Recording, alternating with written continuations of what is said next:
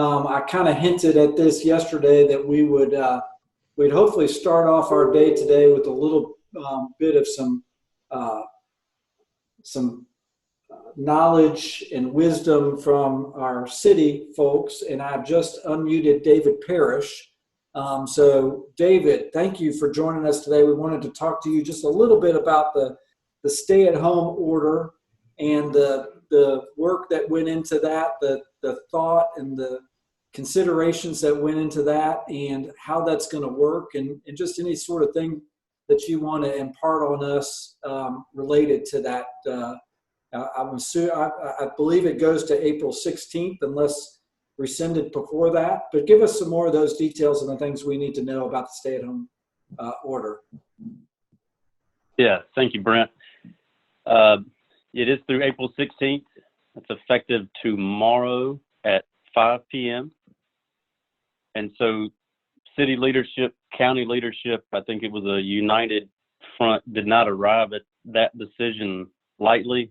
We know it's a difficult time for this whole community, the state, the nation, and quite frankly, with the pandemic across the world. So it's a difficult time, so it was not an easy decision to come to.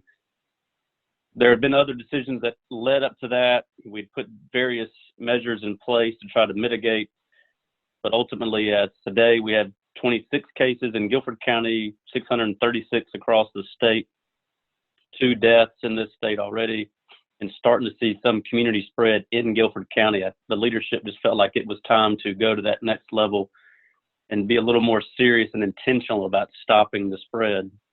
So in consultation with public health officials, quite frankly, from some of our leadership and the medical profession, Cone Health and some of the other doctors and facilities across the county, urged and encouraged taking this next step, which is the stay-at-home declaration that was amended yesterday by the county, and Guilford and High Point and Greensboro both supported. Excuse me. So this is a highly contagious virus that, again, the stay-at-home order is going to help to mitigate that spread.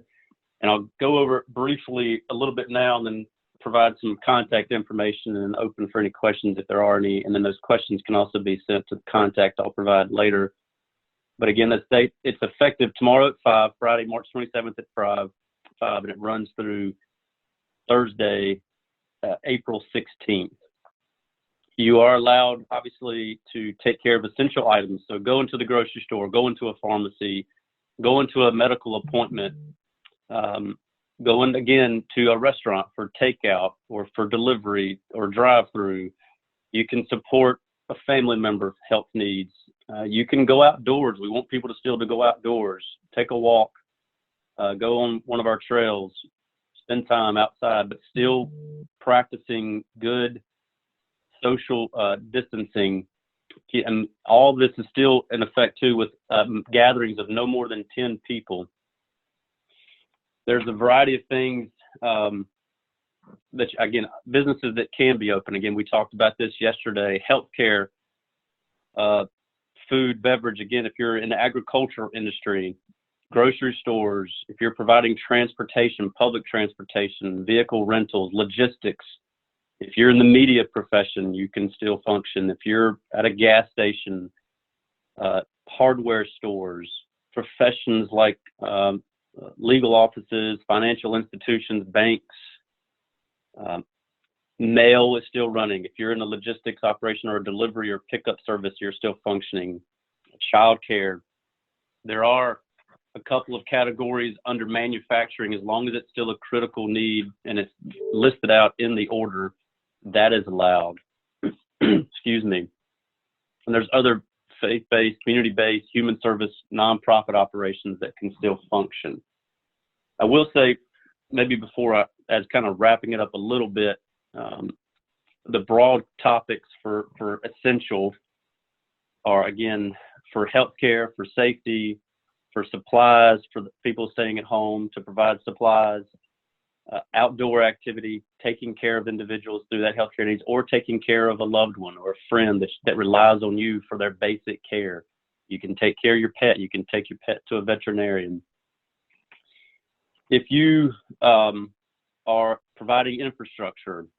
So I know our supporters and friends at Duke Energy or telecom industry, we want them to be essential. They are essential infrastructure. We want them to function. Governmental functions are still allowed and necessary. We have our water plants, our treatment plants that are functioning. Our trash collection will still continue.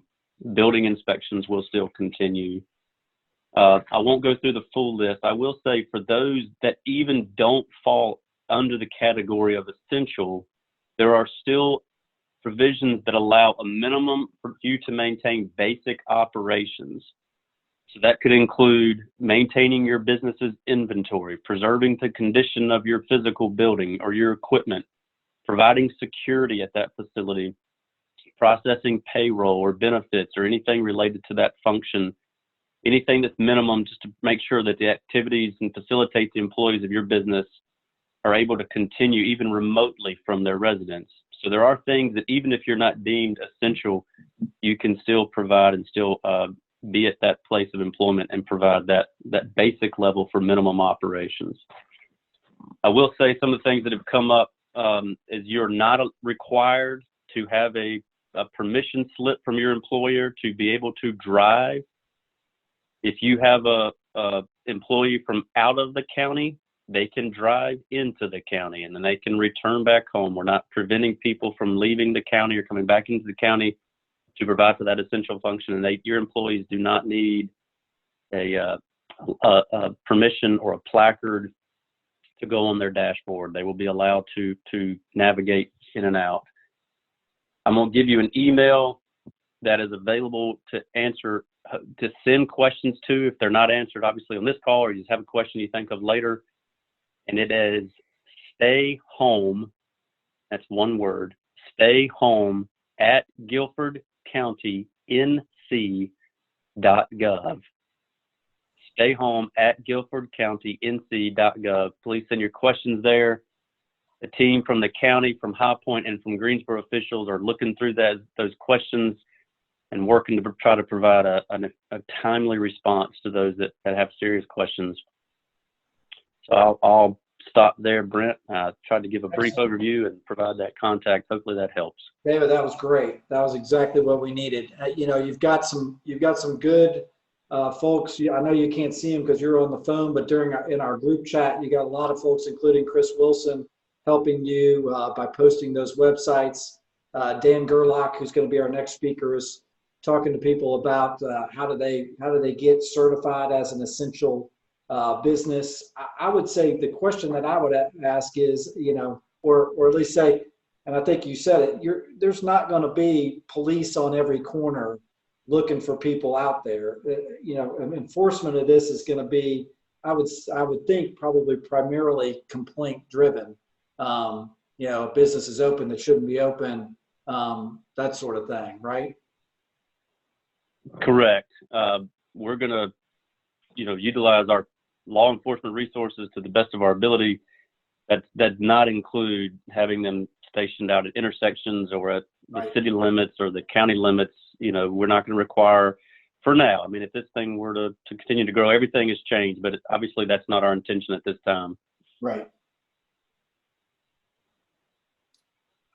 I'm not seeing a whole lot of other questions up here. And one of the other things, here we go. Just to clarify, we can have a handful of people in our warehouse if we are deemed non-essential to keep the building operating minimally. It's a great question. Did I get that to you, David? Yes.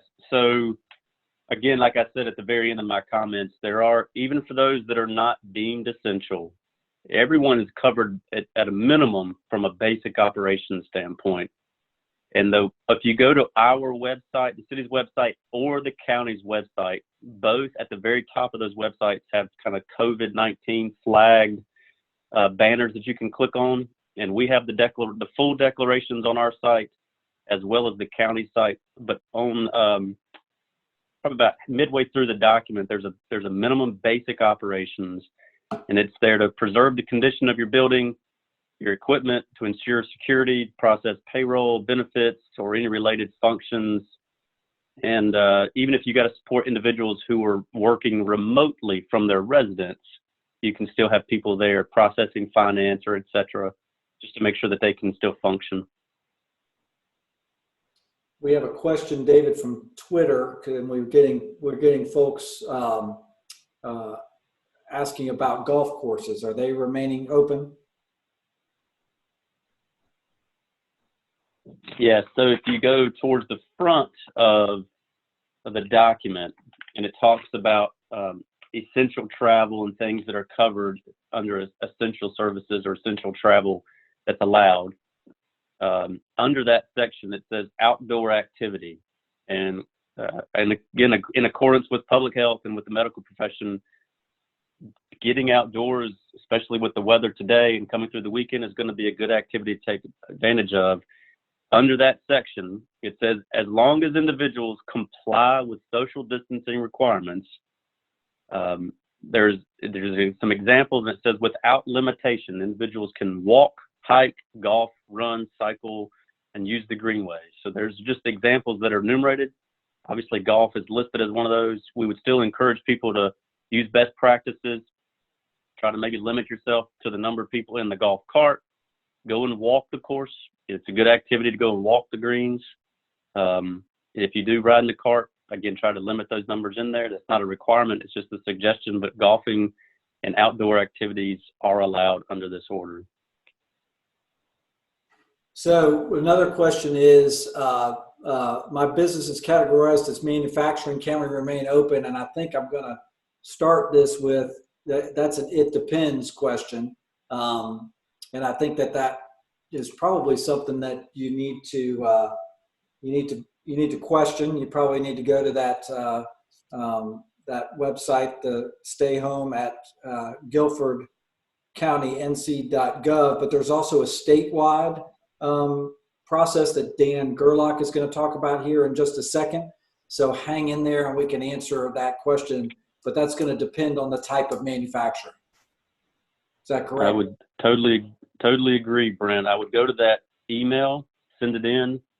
If you did want to go look on the declaration yourself, I don't have the page number, but under essential business and operations, manufacturing is listed as the number 20, but it's an it depends question. So it really depends on what you're manufacturing. So send those questions in, and a team from the county and the cities will look through that together collectively. And really what we're looking for are main manufacturers around, emergency items. So health items or food items or that sort of thing that we're going to need as a country and as a community to continue to move forward in the coming weeks. And if you have a tie to that, so for example, we've got a company in Greensboro that makes packaging for bread. Well, you may not consider that essential until you realize if those bread makers out there don't have the packaging, it never gets to the grocery store. So they're supporting an essential business. And so again, unfortunately, that's a it depends question. But if you're in support of these essential industries, you're going to be fine. And we've got a definition up in chat right now that people are looking at. But again, we'll talk more about that as we go through this call.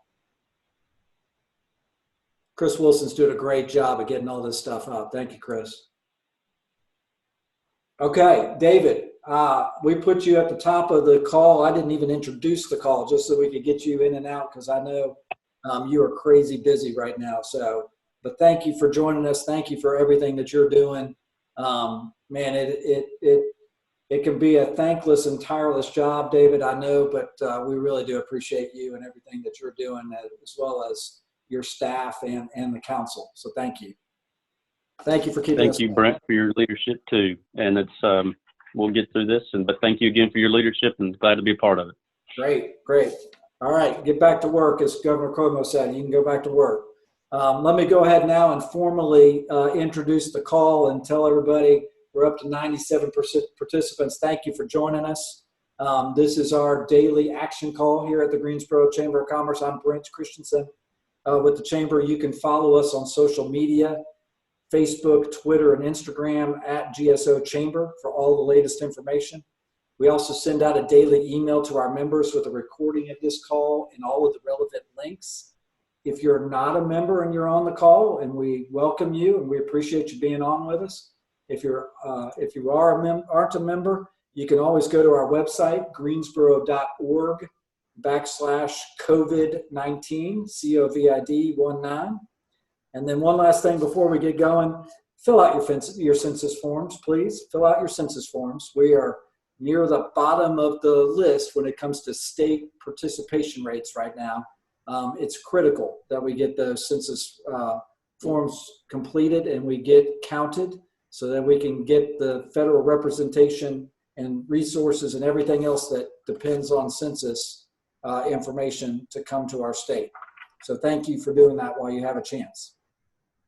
It's my pleasure to introduce our main speaker for the day. I say main speaker. I think he would appreciate knowing that he's the main speaker. But Dan Gerlach is with us. Dan has 25 years of North Carolina leadership experience, including 10 years as president of the Golden Leaf Foundation and 8 years with the governor's office.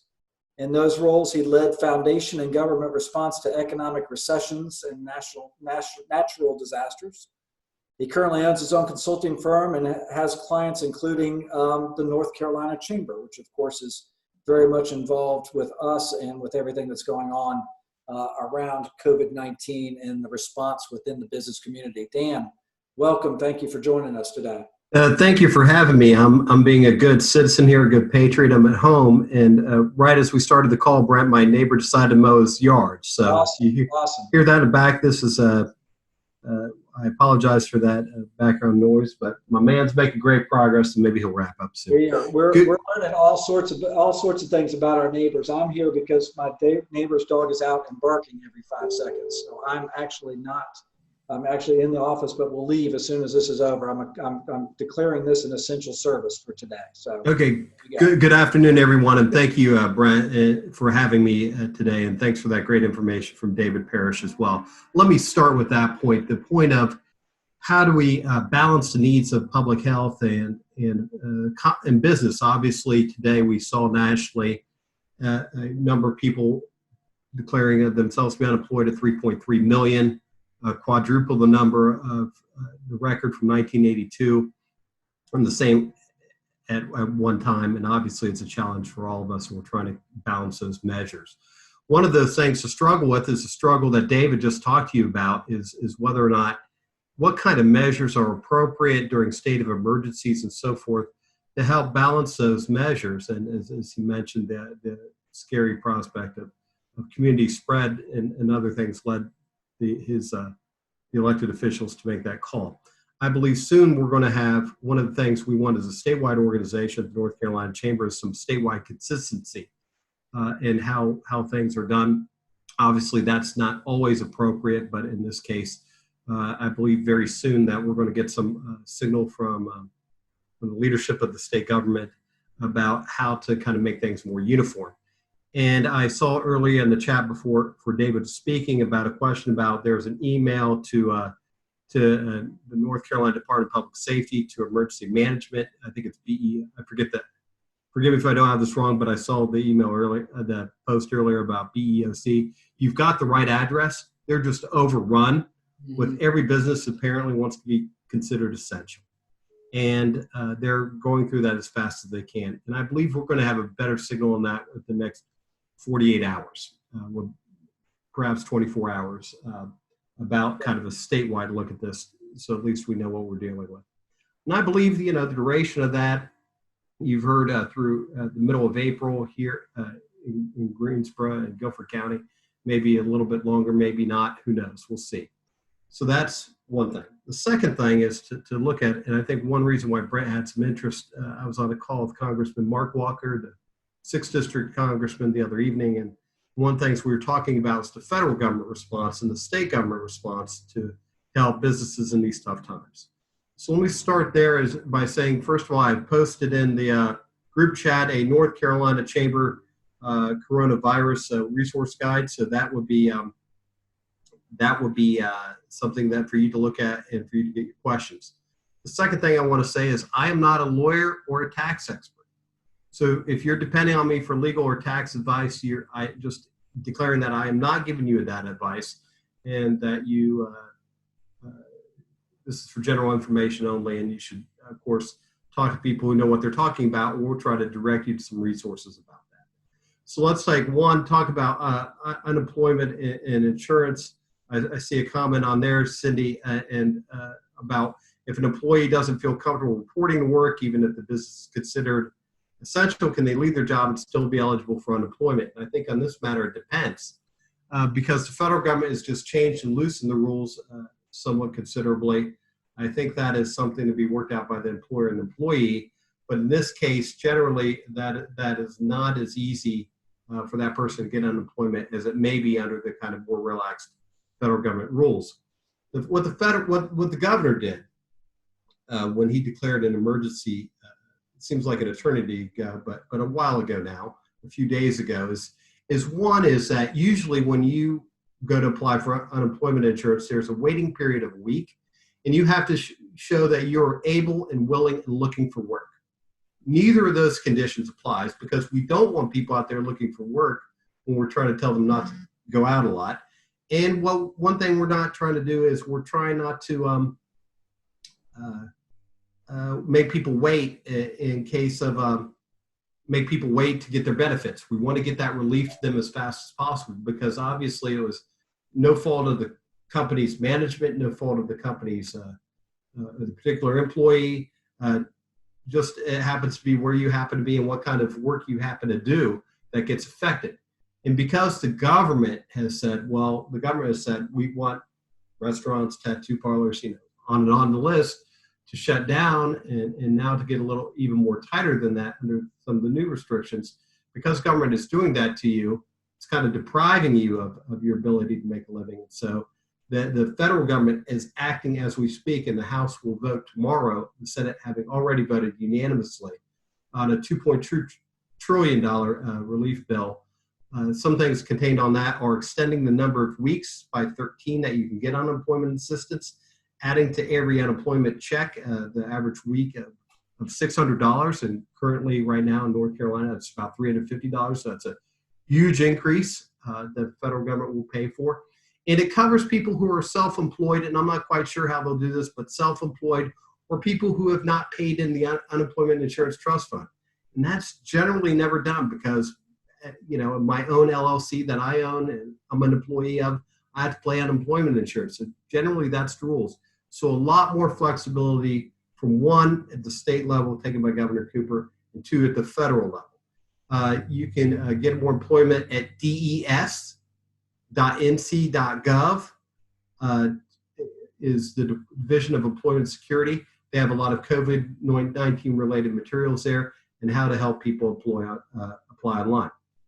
The second thing is our preference would be not to have people leave payrolls at all and keep as many people working as possible. And so obviously small businesses is the epicenter of this challenge. It is small business that, as was the case in 2008, and is again today, being disproportionately affected by this. Now, obviously, there are large airline companies, large cruise ship companies, and the like who are being affected as well. But mainly, when you look across the sectors, it's small business that's being affected, right?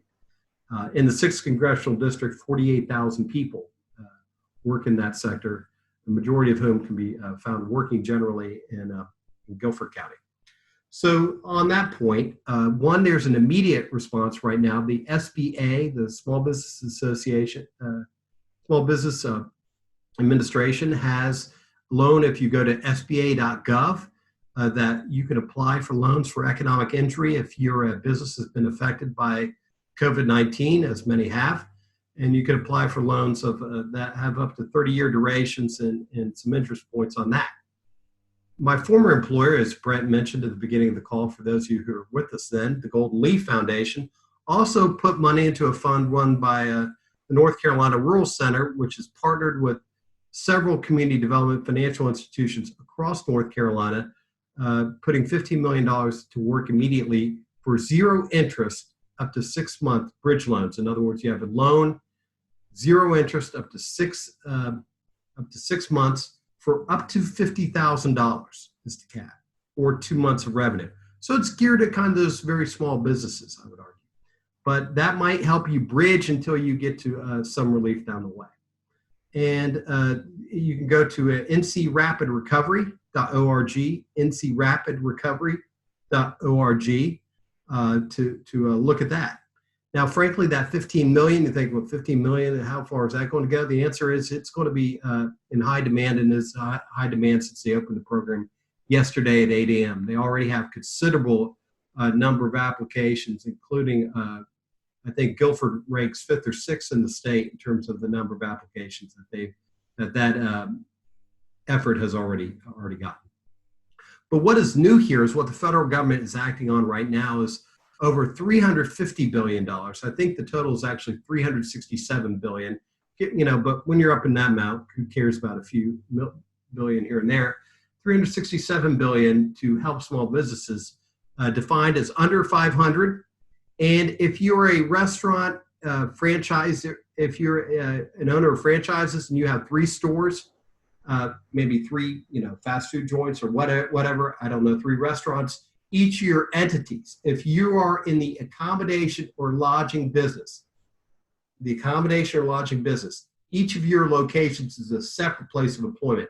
So if you have 1,000, but you have like 300 at one, 300 another, 400 another, they're all 3 small businesses. So what you could do is go to, yet to be determined, but probably an SBA 7A lender. And these are, if you do a search for SBA 7A lenders, you can see them. Probably your bank or your normal financial institution is able to lend this money. And what will happen is that they will be able to lend you money for up to 250% of payroll, of your average monthly payroll. So your average monthly payroll over the past year, or there's calculations that they'll give you, and you multiply that by 2.5, and you can borrow that amount. And then if you take that through the end of the year, the end of this year, and you borrow this money and you use it for payroll, for mortgage or rent, mortgage interest or rent, and utilities, the amount of that loan that you use for those purposes, you can get forgiven at the end if you've maintained your payroll. Now, there's some wiggle room in that. You might be able to decrease your payroll some, but basically it's an issue of, hey, we're going to incent you to keep the payroll where it is, not have as many people go on unemployment, allow them to keep connected to you during these tough times, and give you the financial wherewithal basically to pay your bill, those kind of major bills, until you get to the other side. And then it will be forgiven. So it becomes, in essence, a grant. So that is something that is unprecedented, I believe, for small businesses. And it is, it's wow. Well, and not only that, but they are, you can loan to nonprofits, at least 501c3s for the first time as well, I believe, right? Yeah, I think those are covered under some kind of disaster loans under SBA. Suzanne Hall asked if there are personal guarantees. There is a personal guarantee on that first kind of SBA loan I just talked about. There is a personal guarantee. There is no personal guarantee if you go through the ncrapidrecovery.org. I may have said .com. I meant .org. Then you can. You do not have to have a personal guarantee, but they will do a UCC search. And I believe the guidance will be coming out very shortly. It's not even law yet, but on this kind of new program, I do not believe that personal guarantees are going to be required. So how about that? Kendra, in answer to your question, how do you calculate the amount you want to borrow? 250% of monthly payroll is correct. And so that's over time. I just got to note that Rapid Recovery is not taking any additional applications at this time, as I fear they're running probably low on their capital that they have to lend. But I will tell you, Joe, who's posted here, don't give up on that, because they're trying to solicit other capital to come in behind it because there's such a demand for it. I know that the Rural Center and my former colleagues at the Golden Leaf Foundation are reaching out to other foundations. There will be some municipalities that choose to participate in Greensboro Hint. There will be some others who are going to help fund that. So don't give up hope on that yet. Check on it. 250% of monthly payroll in the federal legislation. I believe it's passed, and if it's passed in the formal, it's a look back for a year. But if you just started recently, or if you're seasonal, there's different calculations. So that's the type of thing there. There are sources of support for the federal legislation does give guidelines for new business for minority and women business enterprises that they should get some extra consideration for rural areas. There should be some consideration. So that's what I would give you guidance there. There's also money in the bills to help with organizations like community development finance organizations, institutions, women's resource centers, and so forth, who kind of help work with these type of businesses. So I believe they'll be working that out as well. The application process for this new kind of program I talked about, the third program I talked about, is not started yet. So they got to pass the law and they have to get it up and running. So I would say that's why I talk about the importance of bridge loans until those become available. And I think the SBA loans that I discussed, as I indicated, a lot of them already are eligible to do this kind of lending. I think all of them will now have a lot of incentive to do that kind of lending. Wells Fargo being an example of a bank that was number one in the state in doing this. Some of your other former banks that were kind of had headquarters in the Greensboro area were also high up on this last time around. So let me take a breath there and say that's kind of the small business side of it, but also to talk about, let's think about the overall theme of this. The overall theme of what the federal government does is make cash available now. Because when you have the stock market doing what it's done until the last few days, until you have this kind of sucking sound, this demand for liquidity, as everybody's revenue that they used to finance their working capital is now dried up, cash is the only safe haven, right? And so what they're trying to do is make cash available, and it is about speed to get you that cash, simplicity to make it easy to get you that cash, and size. Speed, simplicity, and size, and 2.2 trillion is going to help move the needle. So there's obviously the checks that will be sent out to taxpayers, depending on your income, to go to every taxpayer personally or wired to your account or however they'll get it to you. Not going to talk about that right now, but that's a big part of it. But one of the things they're doing at the federal level is actually providing tax relief in terms of tax deferment. So April 15th is coming. A lot of us are like, April 15th. But now you're not going to say that April 15th because the federal government has made it July 15th. You have till July 15th to make your final tax payments for 2019. You have till July 15th to make your estimated payments that normally would be due. You normally would make April 15th. And then also on your payroll taxes as an employer, and this has not been discussed much, but is non-trivial, as I know now from owning my own business, is that employer share of payroll taxes can be deferred from 2020 till 2021, 2022. So think about that. Think about in your own business, if you're an owner of a business, how much money that is that can be deferred. And so the federal government is basically saying we're going to either get you cash through these kind of various programs, or we're going to let you keep more of the cash before we put our claim on it. We're not relinquishing the quote on it.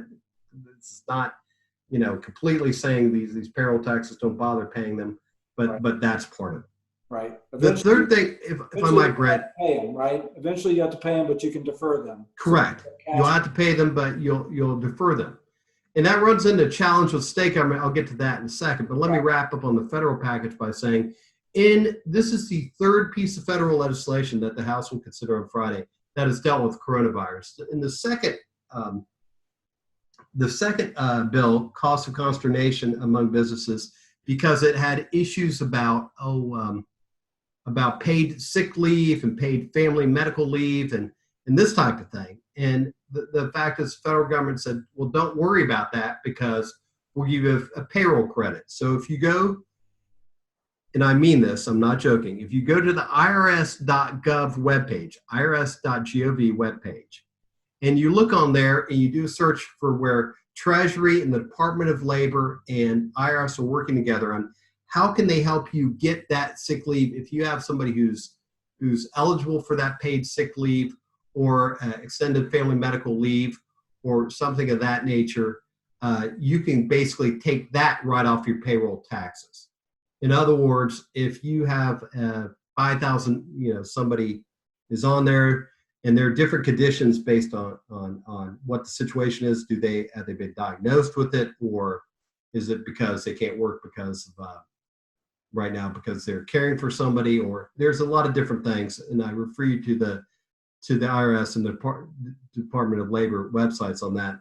But what I would say is that the idea here is if you had to pay $5,000 in sick leave, for example, and your payroll tax bill is $10,000, was $8,000, then all you would have to do is write a check for $3,000 because basically you get to subtract it dollar from dollar. It's not a deduction, it's a credit. The credit means you get to take it right off your tax liability. Gotcha. All right. So that amount, Brent, you would not have to pay ever. The deferred payroll tax you would have to. Right. Gotcha. So as an old state budget guy, and I'll wrap up here, we'll make a long story longer. Part of the challenge now is, okay, so what does the state government want to do? I think the state government is, there are some legislative committees already meeting. Obviously, the governor has declared some emergencies. Obviously, we don't have schools in session, so what are the teachers doing? I mean, what about these people who are working at, at all kinds of levels? What happens to them? Well, on the revenue side, the state had been in great fiscal condition. I was thinking of all kinds of great ways for them to give it back to taxpayers in terms of tax cuts or in terms of spending money on various things that need to be improved. But that is not how it's going to be, people. Because one of the things is when you moved, remember I talked about the building that filing deadline from April to July. Well, for the federal government, their fiscal year ends October to October. So if they get it in this quarter versus that quarter, it's the same fiscal year. Doesn't matter to them. Plus, they have no balanced budget requirement. The state government, a little bit different. They run from July to June. So here we are about to enter the last quarter of their fiscal year, their biggest moneymaker, waiting for those final, their final income tax payments. And now the federal government says, oh, we're going to delay ours till July. Well, there's going to be a lot of pressure on the state government to do the same, right? Because we do our federal and state forms at the same time. The problem for the state government is that means, there's $2 billion or so I was expecting that I'm not going to get in this fiscal year. I got to get it next fiscal year. And the other thing is, we can't just say, we'll make it up, no big deal, because they have to balance their budget under the Constitution. So that causes some things where, how I'm sure those of you who do your own taxes or have your accountant complain to you about sometimes when the federal and state government don't quite mesh what's going to happen. Now, I believe that the state will eventually do that. That's just Dan Gerlach's guess. But it's going to cause a little bit of a heartache because they've got to balance the budget. However, the federal government did recognize this in some way, shape, or form and has done some steps to increase the share of the Medicaid program, which is the second largest expenditure the state faces, having more of it paid for by the federal government and less of it by the state government, which will provide some relief. Yeah. And then also direct grants to the state government to help, ostensibly to help cover the cost of the increased costs that the Medicaid program and other things, could be public safety, could be whatever, to help deal with the COVID crisis. And that is, a few $billion. So, but the problem for the state and the problem for some of our local governments is going to be, your income, not as many people are going to have income, at least not taxable income, and not as many people are spending things on things that are taxable, right? I mean, as you go out to your grocery stores and stores that sell food and for consumption at home, they're moving things. The problem is that people aren't buying the things that the state sales tax, kind of apparel, durable goods, cars, anything, they're not buying that. So that's an issue. So Dan, also, and I don't know, we've got a pretty good rainy day fund in North Carolina as well. I mean, things have been pretty good, so there's some money put aside as well for a time like that, like now as well, right? Yes. Yeah. So I wouldn't freak out. I mean, a level of things to freak out about, that's lower on the list than basically keeping business open right now. Right. I haven't heard about, there's a question about a refundable payroll tax credit on wages paid up to $10,000. I don't know about that. That's one thing. Well, I think Diane's question about the application process for the federal loan, I think that's going to require folks talking to bankers. That's correct. And we talked very early last week to a banker on one of these calls that said, now's the time to get to know your banker really well. If they're not calling you back and they're not paying you attention, you need to find somebody who will, because you need to be talking to them about a number of things. And this would jump to the top of the list at this point, this application, right? Correct. And I would say, Diane, your question on, and I'm reading here, employers are eligible for 50% refundable payroll tax credit on wages paid up to $10,000. That could be, I mean, I'm trying to, the way I got declared an expert on that is by the North Carolina Chamber, who I'm on contract with 2 days ago, declaring me to be the expert. So I've been trying to catch up with this. You know, hey, I'm a small business owner. I want to keep all the contracts I can, so I'm on it. So I say I've got this kind of a, may not be as comprehensive. I think that your question about payroll tax credit, that may be for people who are self-employed, who have to pay the full 15.3% tax on the on your personal income tax versus doing it through some kind of S corporation or other corporate structure or as an employee. But that's as we get the details on this from sources like the North Carolina Chamber, from sources like the U.S. Chamber, from other sources, we're putting them out to our members on a regular basis and posting them on our website. So Diane and others on this call know that we're going to continue to push that information out. So we may not have every answer to every question that you have today, but we're certainly going to make sure that we work to push that information out as quickly as we possible. And also the caveat is we're still working off of this bill hasn't been passed yet. It hasn't gone to the president for a signature. So these are still up in the air a little bit. I mean, I'd say we're 99% down the road, but you know, there are some interesting things going on in Washington, D.C. If one House member decides that they need to have a recorded vote, they've got to all get back to Washington, D.C. and vote. So, you know, there's. I would not want to be that congressman because I would not either. But stranger things have happened, and you know that. That's true. So let me talk a little bit, if I might, Brenda, in response to the question: what can businesses do to get ready? I think what you need to do to get ready is certainly have your financial statements in order, your statement of cash flows, anything that you usually go to a bank with to prove your creditworthiness. But right now, I would have very solid numbers on what your payroll is, date certain, what it was, you know, at the beginning, certainly at the beginning of March. I think it would allow you to go back if you saw this coming and were hit somehow by the COVID challenge in the end of February. I wish you would have told me that then instead of watching my portfolio go down. But I think that's what you need to do is basically have those orders, especially detail around payroll right now. Right. Got it. What other questions do we have, group?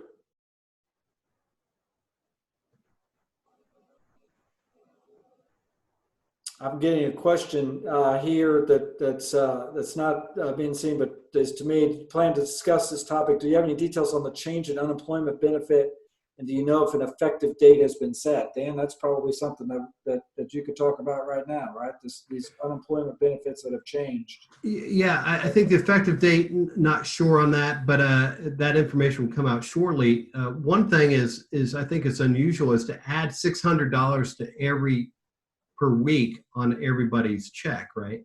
I don't know if that's an excess of, you know, combined with the state amount, which is about $350, or it's certainly in excess of that, but I don't know that it can exceed what you're making when you're working, right? Right. I think this is an idea to make, kind of taken as an average to help those people who have lower incomes, but that is certainly the biggest change. The other thing is to extend the weeks. We currently have a limit of 26 weeks in North Carolina to go to 39, to add an additional 13 weeks. So wherever if you have employers in different states, the time at which you can claim unemployment insurance may differ depending on the state, but 13 weeks is added on to the rest of it. And then I think what we don't know is what we don't know yet. I have no earthly idea how they're going to do this. Is help these kind of self-employed people who are going to be newly eligible for unemployment insurance.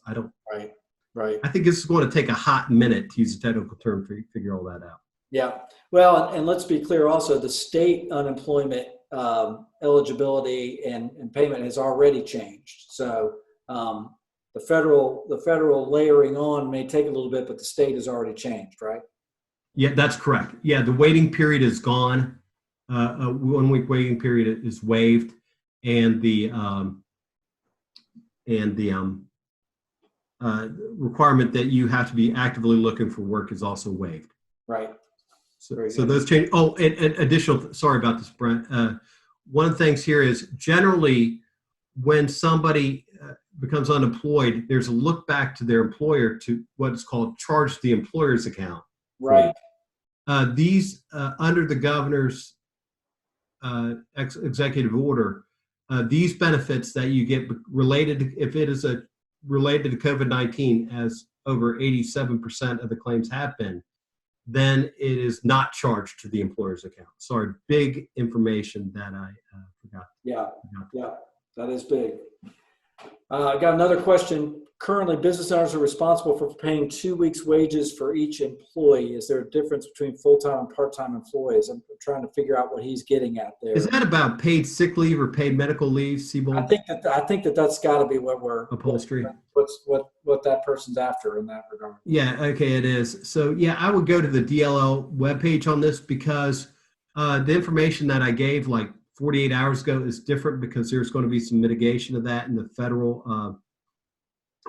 federal package. So there is an exception for employers of under 50. Deirdre, as you ask, I would say that again, that is for some of the leave. That is for leave when people have to be absent to care for a child, but it is not for every change that they made in that second bill. So I would say that is generally you have to just kind of certify or be ready to certify if anybody asks that you have 50 or less. That is not that is not kind of something that they're going to get you on right away. If you can hang on with me for 1 second, I'll try to get one of these websites that I said and just post it in if I could. That'd be great. It's the DLL, right? Yeah, dol.gov, coronavirus. And then there's all kinds of things on here dealing with, one is dealing with, mainly unemployment insurance at the top of it. I'm trying to look for where they have paid sick leave and so forth. Oh, hang on, got it right here. So on its way. We're doing this in real time. How many of you have become experts at Zoom since this is all started? We're learning all sorts of new skills every day, every single day, especially with Zoom. Zoom's a big winner in all this, that's for sure. But it's not going to take the place of in-person meetings completely, that's for sure. I'm trying to find. Okay. Where did I lost you? Post attendee, and this is upgrade now. Okay. Hello. And Dan, while you're doing that, there's another question about the 20% rule with unemployment. Are you allowed to work and earn up to 20% of your weekly unemployment benefit without penalty? That may be too detailed. I checked out on the DES website. Okay.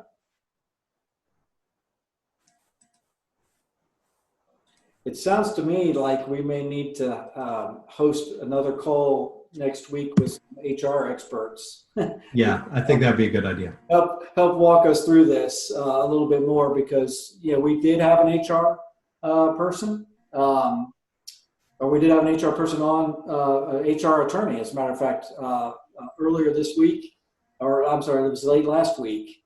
Everything's running together right now. Every week is like a year. And so we'll see if we can get somebody back on to answer very specific questions in this regard. That was very high level, and that was as things just starting to come out. So perhaps we'll go to a session where it's just questions only. Fire away. Ask me what you think. And so ZF is asking, we basically have to wait for our banks to make these new SBA 7A programs available. And that won't That's happen right. until the bill is signed by the president. That's correct. That's correct. Yep. That's correct. And I think part of the challenge here has been with some of these programs, and I would refer people, there's a question earlier about what kind of information to get together, and I might refer you to another website. Here is SBTDC, SBTDC.org, I believe. And we had them on last week as well. If you want to go and you want to look on our website, greensboro.org/COVID-19, we've got those. You don't have to worry about that, Dan. We've got those. Okay, cool. So one of the things is they can give you information. The challenge we have is generally when we're faced with this kind of disaster, which SBA and SBTDC are set up for, it's generally one-on-one counseling of people who have been involved in natural disasters, right? Right. Where the governor declares, and the president agrees, there are 5 counties down the southeastern part of the state hit by a hurricane. Well, now you got 100 counties were declared overnight to be disaster areas. So they are trying to pivot towards this kind of in-person, kind of very comforting, personal touch counseling to more webinars, more electronic advising and direction and so forth. So I appreciate your patience. Right. Yeah, no, absolutely. And they're there to help, but they are, it's going to be, it's going to take a little time for them as well. But I would say, again, going back to almost day one when we started discussing this, know your banker well, talk to them a lot, ask them what can be done. Those 7A programs are going to be a big arrow in their quiver. And so they're going to want to help you and want to service you with regard to that as well. So make sure you're talking to your banker on a regular basis. If you haven't yet, give them a ring. They need to be hearing from you. Dan, with that, we're at 3:53. I appreciate everything that all the wisdom and knowledge that you imparted on us today. You are obviously very well versed in this. You have a lot of experience, and we appreciate being the beneficiaries of that today. Thanks for being willing to join us. Thank you for having me. I appreciate everybody. So before I go, two things that we always do. We always ask you to fill out your census forms, and we always ask you to give blood. So if you can go to oneblood.org, you're going to need to give blood. That's something that's always needed, and especially in this time and day and age. Here's the other thing I'd like to say. I'd like to really thank, because I haven't yet, and that's been my bad. Our staff is working tirelessly to put these calls together, to get resources in your hands, to push things out via social media.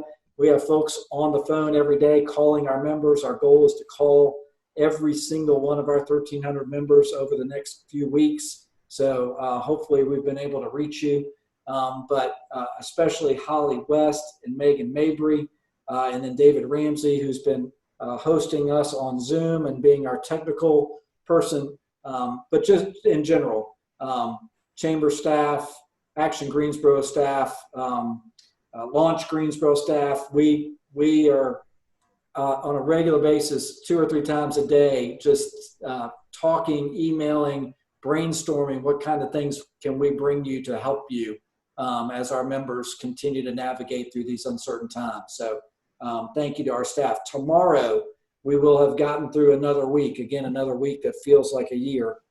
We're going to have Abby Donnelly with us, and Abby's going to talk about coping mechanisms.